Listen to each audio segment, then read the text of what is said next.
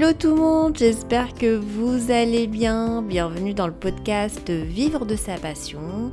Je suis Safa Neri, auteure du livre qui porte le même nom que celui du podcast.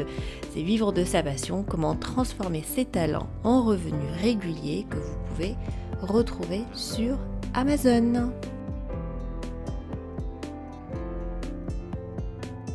Actuellement, c'est la période des fêtes. Et je vois qu'il y a pas mal de personnes qui disent qu'ils ne vont pas célébrer cette année, ou en tout cas ils ont un peu le cœur serré parce que justement le monde va mal et ils ne savent pas comment faire pour l'aider à aller mieux. Et c'est le sujet du podcast d'aujourd'hui. C'est comment est-ce qu'on peut aider dans cette période, dans ces moments où on voit qu'il y a des conflits à l'international qui peuvent être effectivement loin de chez nous, mais qui nous touchent indirectement. On voit aussi la pauvreté autour de nous, on voit des génocides. Internet fait qu'on est de mieux en mieux informé de ce qui se passe autour de nous, des injustices qui sont faites autour de nous et du monde dans lequel on vit. Donc ça nous impacte d'une façon ou d'une autre. Donc dans le podcast d'aujourd'hui, le monde va mal, comment l'aider à aller mieux. Je vais tenter de vous donner quelques idées que j'espère que vous pouvez mettre en pratique facilement dans votre vie de tous les jours. Et puis j'attendrai aussi vos suggestions par la suite. N'hésitez pas à m'écrire sur hello@safaneri.com ou à m'envoyer un petit DM sur les réseaux sociaux. Ça me ferait super plaisir. Justement, en parlant de réseaux sociaux, je ne pense pas l'avoir déjà annoncé, mais j'ai une page ou un compte en tout cas qui s'appelle vivre de sa passion.safa, S-A-F-2-A, et vous pouvez retrouver ce compte sur Instagram, donc il est dédié uniquement au podcast. Alors le monde va mal, comment on l'aide à aller mieux, hein ? Est-ce qu'on reste spectateur de ce qui se passe autour de nous, laxiste, ou est-ce qu'on prend les devants et on fait en sorte que les choses aillent mieux ? Ah bah, vous l'aurez compris. Déjà, dans la question, pour moi, il ne s'agit vraiment pas de rester les bras croisés. Pour moi, il faut faire quelque chose, on a cette possibilité-là, si on existe, si on est là, si on a la santé et bien évidemment l'envie, donc il faut faire quelque chose pour aider ce monde à aller mieux. Et la première des choses, c'est tout simplement s'informer. Donc on se documente, on lit, on fait des recherches, mais on s'assure de non seulement diversifier ses sources, mais aussi de vérifier ses sources. C'est-à-dire, vous voulez avoir des sources fiables et non pas céder à des médias qui ont vraiment envie de propager plus du sensationnalisme plutôt que de l'information. Donc il faut vraiment faire attention parce que si vous êtes sur votre téléphone, vous allez voir de tout et de n'importe quoi et ça va vous prendre vraiment de la charge mentale, de pouvoir filtrer tout ça et différencier ce qui est vrai du faux. Et donc ça, c'est un travail supplémentaire que vous vous donnez.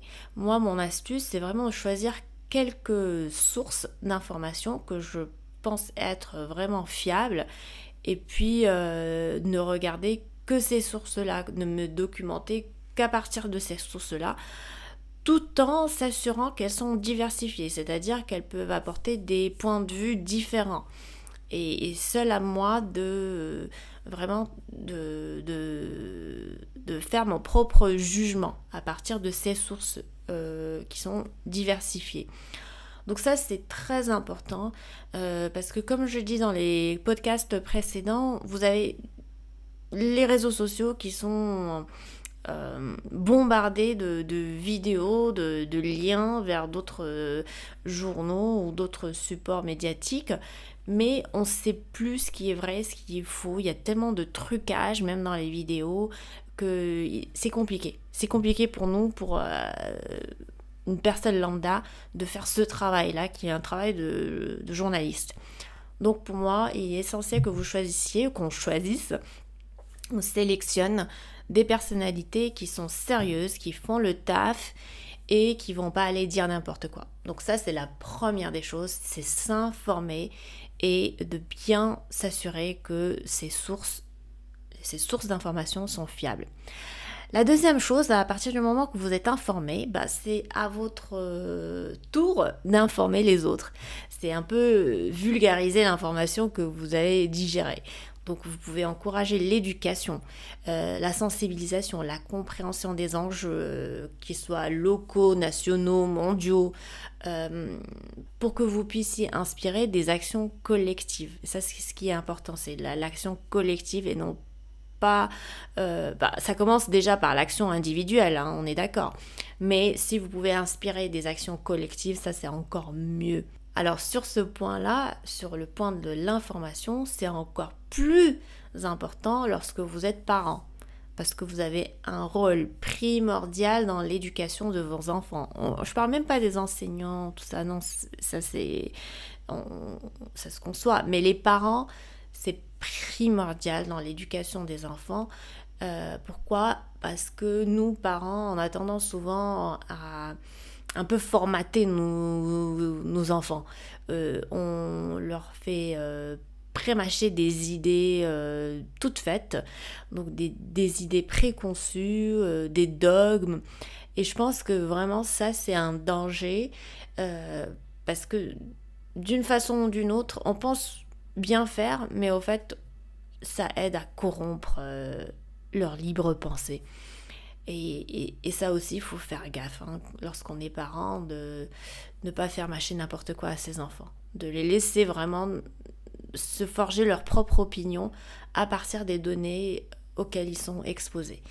C'est pas évident, hein, je vous le dis en tant que mère aussi. J'essaie personnellement d'être prudente, mais oui, parce que j'ai envie de leur donner la possibilité, quand je dis leur, mes enfants, j'ai envie de leur donner la possibilité d'avoir leur propre opinion, d'avoir leur propre façon de voir les choses. Et pour moi, c'est indispensable. C'est pour ça que je vous encourage également à le faire. Dites-moi ce que vous en pensez hein, quand vous me contactez. Est-ce que vous pensez que c'est une bonne chose ou non? Mais ça serait bien de voir votre avis là-dessus. Mais en tout cas, pour moi, une fois qu'on s'informe, on a un rôle. C'est de celui d'informer les autres. Une fois qu'on a informé les autres, on fait quoi? À votre avis? Pour moi, c'est essentiel de s'engager, de s'impliquer, soit au niveau local ou national, dans les sujets qui nous concernent. Alors, chacun de nous est différent, chacun a ses propres, les sujets pour lesquels ils sont le plus sensibilisés. Donc ça peut être l'innovation technologique, par exemple, pour certaines personnes, ou d'autres, ça va être l'environnement, la justice sociale. D'ailleurs, parlons d'environnement, moi je suis bénévole dans Save Soil, Sauver les sols de Sadhguru. Donc c'est un mouvement que Sadhguru a créé et puis je participe aux événements sur Paris lorsqu'il y a besoin de bénévoles. Donc je suis sensible à cette cause-là. Je parlais justement de la justice sociale, par exemple, ça peut être un sujet pour vous, la politique ou tout simplement la paix, mais il y a tellement de sujets, de causes pour lesquelles vous pouvez contribuer. Choisissez-en juste un sujet qui vous passionne et pour lequel vous êtes prêt à donner quelques heures de votre temps pour aider à développer cette idée ou à cette cause ou à ce mouvement. Donc ça, c'est important de pas juste être dans cette optique ou dans cette position de consommateur, mais non, vous avez la possibilité de vous engager, de vous impliquer quelque part. Que ce soit dans une association ou dans un parti politique ou voilà, dans un mouvement, vous avez cette possibilité-là et saisissez l'occasion. Le monde va mal, comment l'aider à aller mieux? Alors l'autre point qui est important, pour moi en tout cas, c'est être bienveillant au quotidien. Et c'est même hyper important d'adopter une approche bienveillante dans nos interactions quotidiennes, encourager la tolérance, la compassion autour de nous, la compréhension de l'autre. C'est indispensable pour bien vivre, mais aussi pour transmettre des ondes positives autour de soi, où on se fait confiance, où on peut s'aimer tout simplement. Et comme le dit Jésus, comme le dit Mohamed, aimer son prochain comme on s'aime soi. Ça, c'est très important. Et en même temps, éviter les théories de complot, parce que les théories de complot, ça ne nous aide pas à bien vivre. Ça nous stresse, ça nous apporte beaucoup d'anxiété, d'angoisse. Et il y a des gens qui sont totalement dans ce truc-là des théories de complot. Et je leur dis, mais pourquoi vous passez votre temps à analyser, mais quelle solution apportez-vous? Ok, ça peut exister, je ne dis pas que ça n'existe pas. Mais encore une fois, d'accord, mais que faire? C'est toujours ça la question, c'est ok, le monde va mal, mais que faire? Il y a des théories de complot, mais que faire par la suite? Donc il faut être dans cette optique-là de la bienveillance, la compréhension de l'autre, la tolérance, la compassion et puis l'entraide. Hein, on s'entraide, on est tous la même espèce. Il faut s'entraider, il faut s'aider, il faut aller de l'avant et il faut, pour son bien-être, sa santé mentale, il faut vouloir du bien aux autres également. Et ça, c'est hyper important. Ce qui m'amène au dernier point, c'est un point qui un peu lie tout ce que j'ai dit déjà, mais aussi qui lie le podcast, et ça, c'est la création de la valeur. Ici, c'est la possibilité pour nous de créer un mouvement. Donc tout à l'heure, je parlais de s'impliquer ou de s'engager, mais là, vous êtes le créateur du mouvement. Vous créez un mouvement, vous créez une association, vous créez une production artistique, je sais pas moi, une exposition de peinture, vous écrivez un livre, ou vous créez une entreprise. Donc l'entreprise, la création d'entreprise, c'est de la création de la valeur. À travers l'entrepreneuriat, vous créez des opportunités d'emploi, une solution aux clients, de la richesse économique et vous vous réalisez en même temps. C'est pas magnifique ça?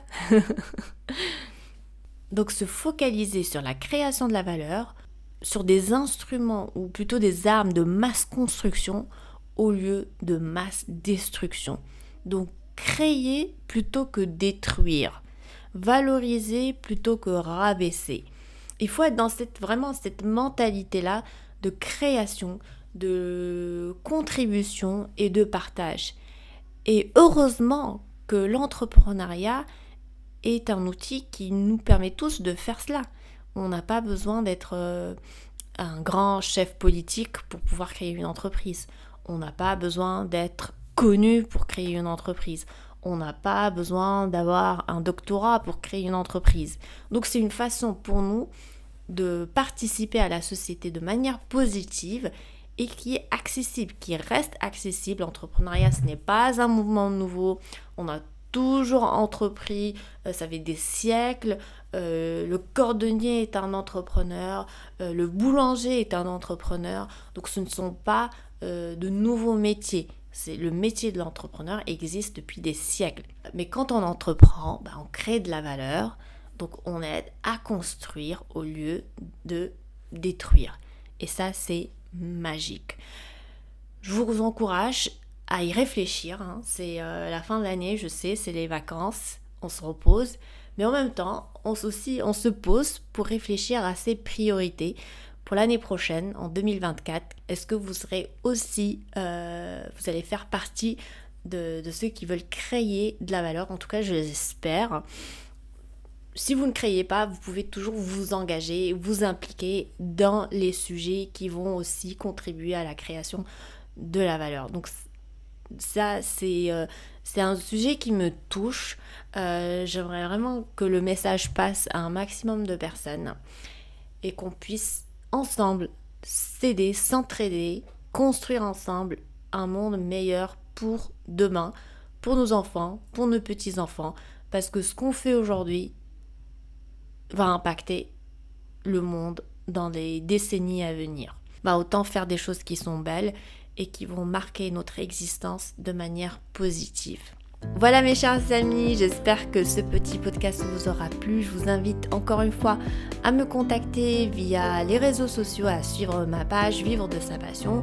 Si vous êtes sur Spotify, n'hésitez pas à suivre le podcast. Vous pouvez également le faire sur Apple Podcast ou sur YouTube pour ne plus rater de nouveaux épisodes.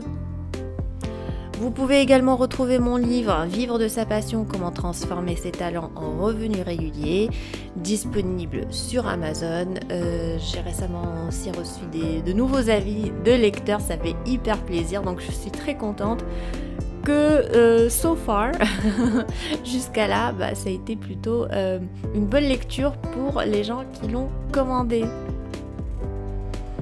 Je vous souhaite de très bonnes fêtes mes chers amis, je vous dis à très vite, j'espère en tout cas avant 2024, si je suis toujours en vie, on ne sait jamais.